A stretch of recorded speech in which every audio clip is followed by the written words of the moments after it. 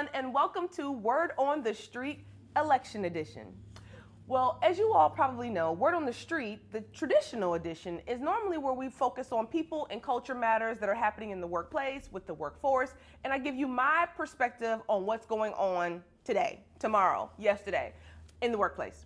Well, for Election Edition, I bring in current elected officials and elected official hopefuls to hear about their vision for the future of their office, what they're planning to accomplish, what their hopes and dreams are, how they're going to transform the world. And we talk about it here on Word on the Street Election Edition.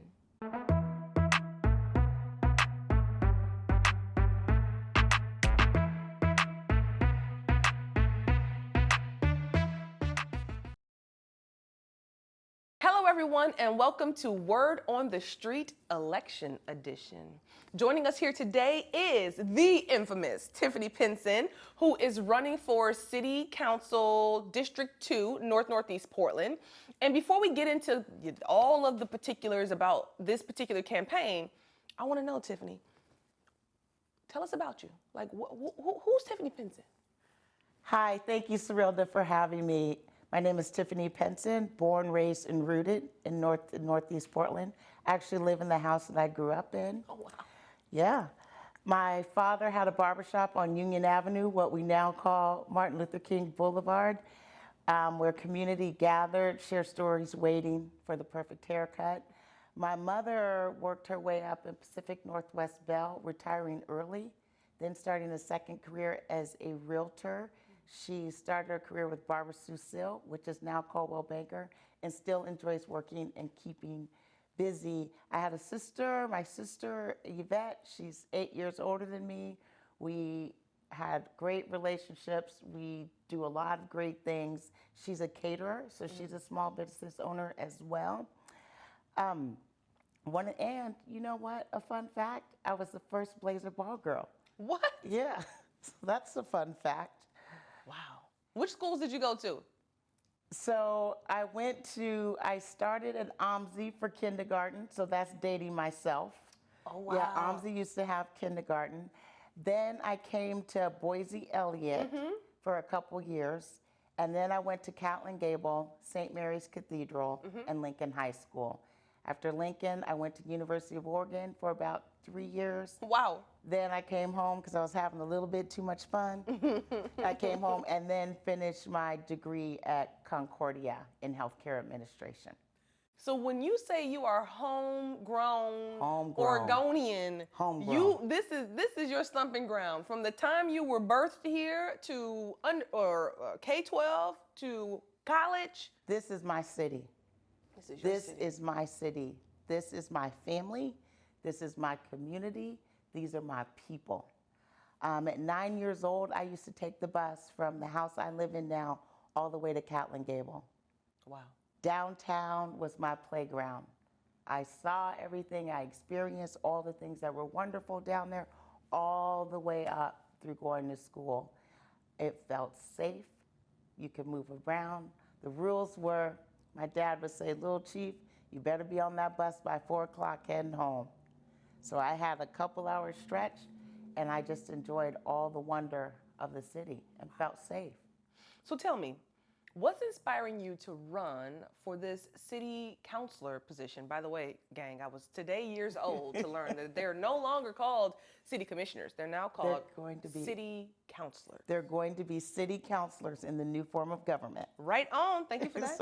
Yes. So what inspired you to run for the city councilor post immediately, like under the new structure, the first year of the new structure of the city of Portland? Well, besides being the most qualified for the job, I believe that this is a pivotal moment, and you have to have people that are experienced. I have over 20 years working within the city, creating policy and programs that benefit all of us. I think with this new form of government, people are going to have some experience in policy making, legislative body. I have that experience because the voters have already voted me in twice for Portland Community College School Board, and that is a legislative body that focuses solely on policy, budget, and holding the president, which in this piece would be holding the city administrator and the mayor accountable for operationalizing it. And people need to understand that is the sole role, is to do that. One of the things, because it's such a big change, I understand the internal impacts of the change as well. Making sure, working with the transition team, making sure that we have a good change management strategy. And also, I created a program, the Transition Ambassadors, to help support the employees with anything related to the change, questions they may have, and making sure that our employees know that they're supported to better do business with to better serve our customers on the outside. So I get both pieces of it. I'm also experienced in creating policy. So our policy around having the first supplier diversity officer at the city, working with minority, women, veteran-owned small businesses, making sure they had access to business technical assistance and city contracts to help grow their business was instrumental. You're a small business, so you know the importance of making sure that you have access and have a seat at the table to accessing all of the contracts and things that the city and also other neighboring government agencies as well. It's important. I also expanded and managing still the summer internship program for youth ages 16 to 24. And that is extremely important because we have to show youth all of the opportunities for jobs, careers, and we also have to keep them engaged. And it's really important during the summer to make sure that youth have something to do in the summer. When I think about how we support our nonprofits and things, I created a program that as bureaus, we collectively partner to be able to support sponsorships for our nonprofits that provide wraparound services for children and families and business technical assistance. Those are things that we need to help people thrive in this city. And by partnering, you're being fiscally responsible, right? You're pooling funding together to make something happen for these organizations that communities heavily rely on. There are so many things, the list can to go on, but one of the things that I would say that sets me apart is I know how to build relationships. I have the relationships. I understand there's no friends or enemies in politics, there's only issues. And I understand what our job is to respond to the people. So can you talk about the program Problem Solvers?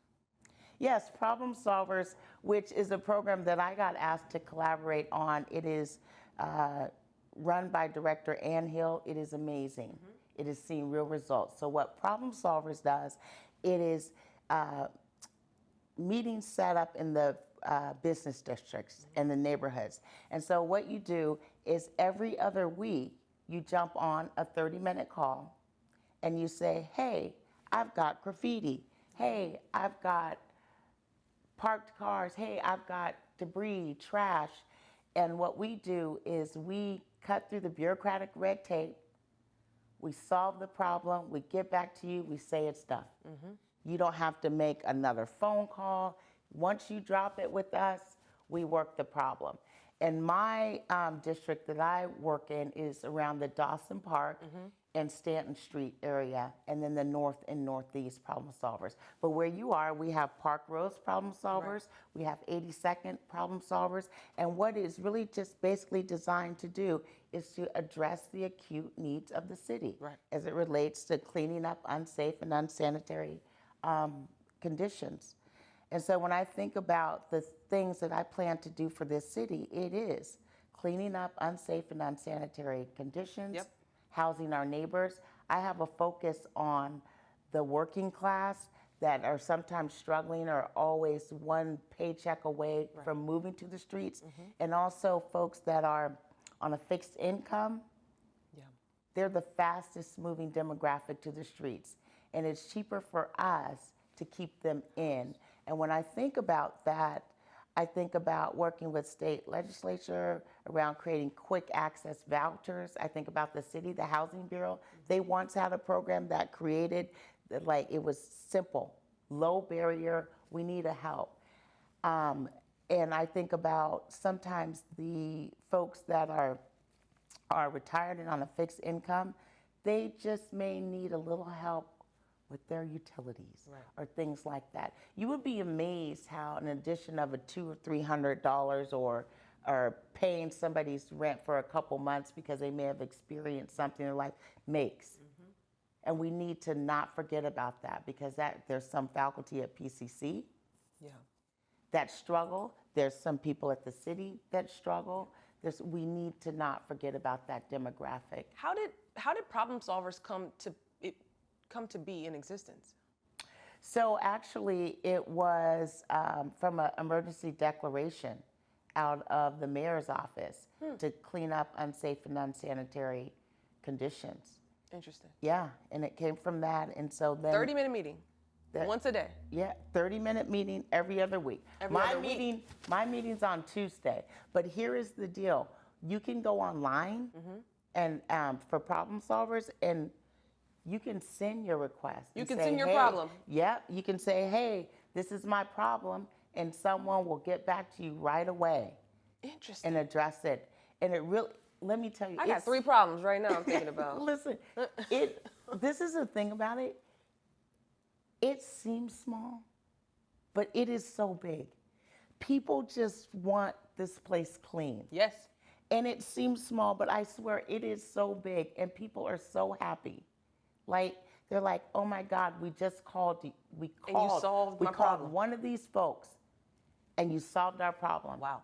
And you come back, and if you can't, because you can't solve them all, right? Right. And if you can't solve it, you come back, you say, you can't solve it, but this is what you can do. It's always trying to think of solutions. Like, I don't know if you've seen the lighting at the parks, Dawson Park, the decorative lights, or you've seen them downtown hanging off of the trees. Yeah. That's a problem solver idea. Because if you keep areas well lit, then that deters people. It feels less dangerous. It feels, and it deters people from hiding making in the shadows.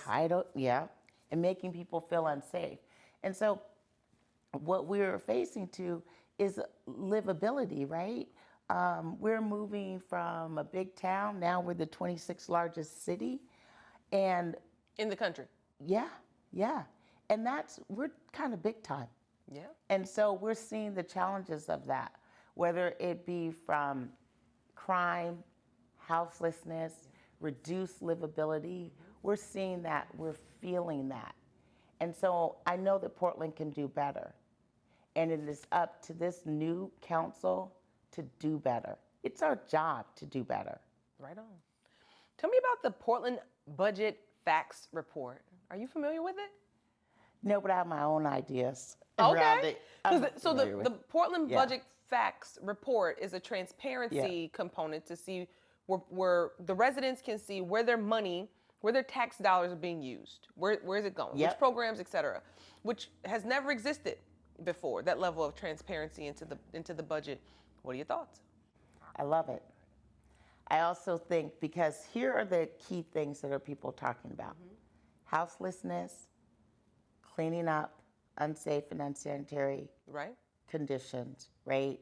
They're telling you the things that they want to see, right? And they want it fixed. They want delivery of basic services. They want a good 911, fire, and police, right? They want us to increase our response times. They're told us those are 3 key things to ensuring that we have a thriving and safe city. Yeah. To be able to see that, okay, so cleaning up unsafe and unsanitary conditions, $20 million.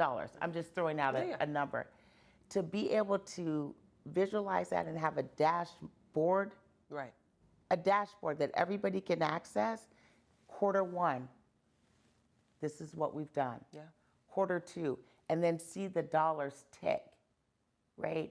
And then what you have is accountability too, right? It brings on accountability. Houselessness. There's unprecedented tax dollars to address houselessness. There are. And yet we still Let's- have the challenge. And people are wondering why. Why?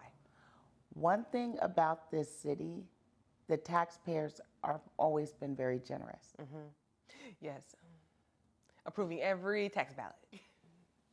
We're going to park that. And they've always been very generous, right?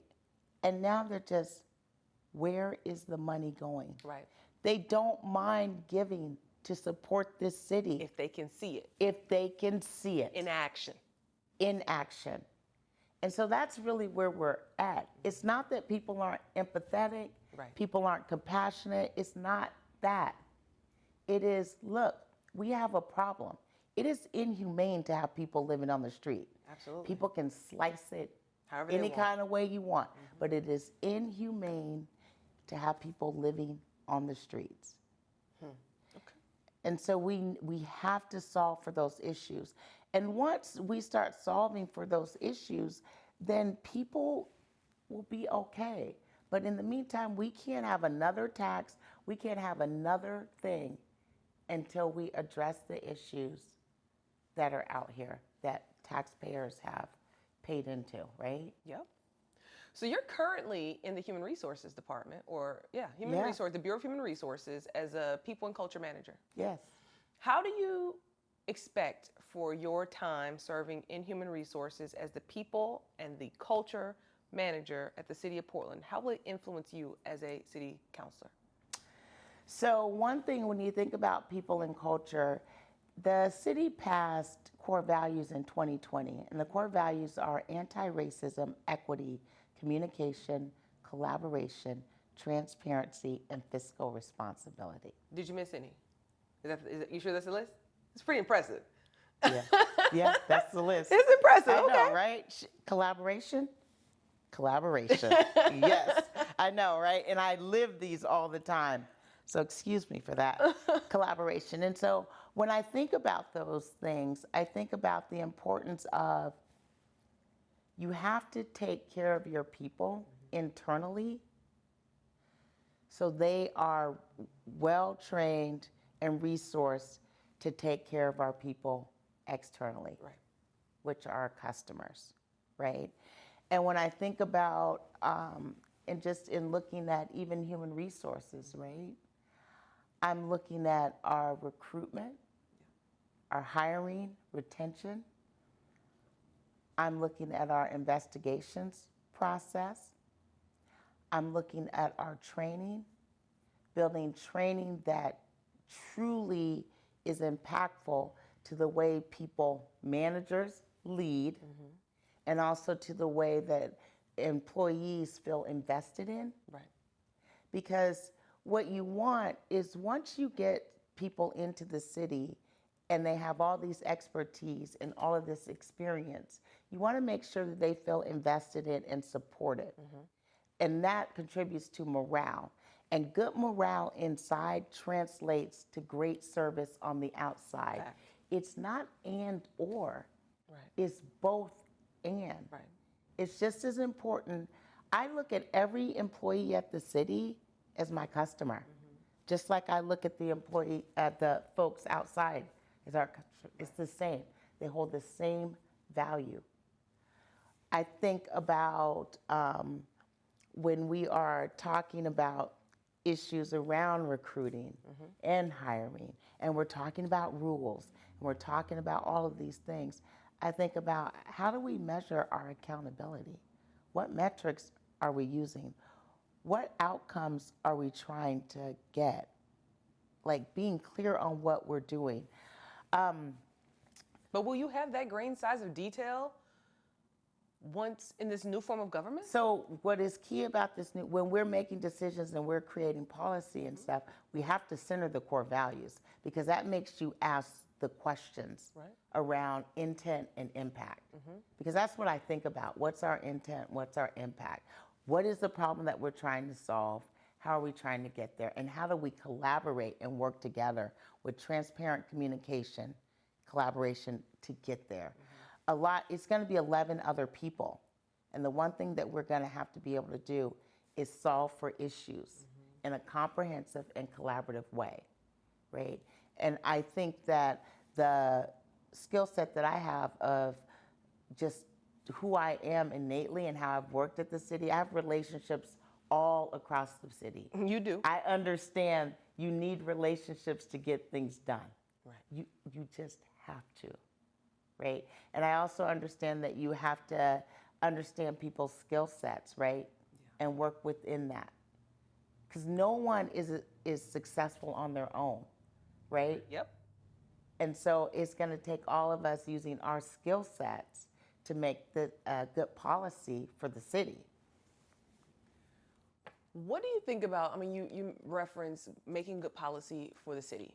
What do you think are the biggest pain points in District 2, Northeast Portland? Cleaning up unsafe and unsanitary conditions. Right.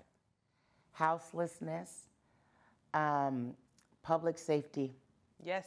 Public safety. Calling 911, taking a while to get, not because they're not working hard, it is because of a shortage, yeah. right? It is because the city is on fire in every quadrant. Calling for police. Mm-hmm. We only have about 97 officers to serve North and Northeast Portland across 3 shifts. Wow. So in order to be really responsive and make sure people are feeling safe, make sure if there is an issue when they call you that somebody comes, we have to look at the resourcing around policing, the training, the resourcing, because people, yes, I am experienced enough to know, mm-hmm. right, when you think about policing, since we're moving around since we're talking about public safety, that 2 things can be true at the same time, right? Yeah. There's some systemic and some cultural issues that need to be addressed around policing as a whole. Mm-hmm. But I also know in order for our city to feel safe, we have to have good, well-trained mm-hmm. police, right? And so our responsibility as we create policy to really ask the question, are their needs being met? Right. When they access any point of public safety, 911, fire, and police? And so right now, the answer is no, and we have to do better. That's not up for negotiations. Are the challenges that you highlighted that are specific to Northeast Portland, do those challenges exist in other districts, or are they uniquely specific to Northeast Portland from your perspective? They exist across all 4 districts. Something that is uniquely to North Portland that is the CEI hubs, and those are the hubs that hold our gas and petroleum. Yeah, it's pretty interesting. As you're driving down that Linton area, there's these huge round white domes, mm-hmm. and they hold our petroleum and gas. And the reason why that is an issue that I'm learning about now is because if there was an earthquake, mm-hmm. They're on the floodplains. If there's an earthquake, they would catch fire and they would burn and would jump the freeway and even burn Forest Heights. And so the issue is the evacuation routes, the lack of evacuation routes. And so we have to be having this conversation and ensuring that these folks have an evacuation route out of there. Because in that area, they were always trained, like if earthquake happened mm-hmm. or something happened like that you stay inside, right? Yeah. You stay inside. Well, if something should happen and that catches on fire, you won't be able to stay inside. So I'm working and learning more around that because that's really important to the folks that live out that way and to our whole entire city. It would impact our water supply and everything else. So that is something that's unique to North Portland for sure. All right, so I've got 2 questions that I can only ask you because you have been a resident in Portland your entire life, all right? So how has Portland changed since your childhood? And what is something that Portland used to do that you like to see come back? Okay, my childhood. What has changed is North and Northeast Portland, especially Northeast Portland, the Black community. We all live there. Yeah. Right? And so you've seen the impacts of gentrification and people are spread around.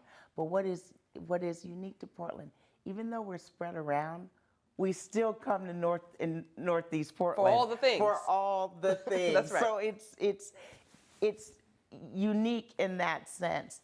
Another thing that, like I said to you, I was able to go anywhere. I was able to take public transit, walk around. All you had to do was be home by dusk. So the safety of it has changed. Also, when I think about the police, our police, we knew them because they were in our community. Community policing. Yeah, so community policing, you knew them, Yeah. right? And that's important. It is. And so you knew them. And just the feeling of, I'm smiling because I'm just thinking about how I just ran everywhere. Like you don't see kids out really playing a lot like you used to. Yeah. And being able to run around. Also the parks. We used to go to the parks in the summer and you had programs. You could make GIMP. You could do all kinds of stuff. You didn't have to sign up. You just showed up. And so, I mean, I think those things are really important to community, and I miss those things. I miss it for our young people. I miss that you don't see them wandering around downtown and going to the art and spending the day. Downtown used to have this place called the Metro. Okay. You couldn't tell me nothing, let me tell you. I would leave school, and at that time, I went to St. Mary's Cathedral, and I wore a uniform. I'd take that uniform off, put some shorts or something on. I'd go into the Metro, and it was this place that when you walked in, you felt like you were in Paris. They had pizza, they had gelato, they had coffees, all before its time. And they had the big black and white checkered floors, and you sat at the table, and I'd sit there as long as I got on that 4 o'clock bus. Right. So I miss those types of things where people gathered freely and really experienced the beauty of the city. Yeah. Okay. Yeah. What was your second question? Well, and you answered it at the same time. What's changed? What do you hope we get back? You answered it concurrently. Unless there's something else you want to add on there. No. Okay. My final question for you is, you have a very crowded race. Every district, the race for city councilor is crowded. Yeah. And so I want to hear from you. I'm in your district. Why should voters vote for you for this role at this time? Besides having 20 years of experience creating policies and practices that serve our city's operations and our external customers, I have also been elected twice by the voters in our district to serve on the Portland Community College Board of Directors. As the board chair, I worked with the other board members and city staff to open the 42nd Avenue Opportunity Center, which has 84 units of housing, wraparound services provided by NEA, and a daycare. I have also co-led and oversaw the passing of the bond measure, which was instrumental in expanding the things that we offer to our students. I also oversaw the hiring of the first female president, Dr. Bennings, who is doing amazing work for our college.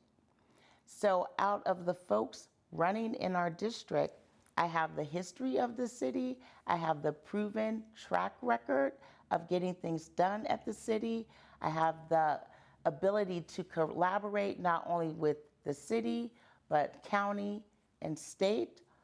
I have experience lobbying down at the state level because we do that for Portland Community College around apprenticeship programs and education.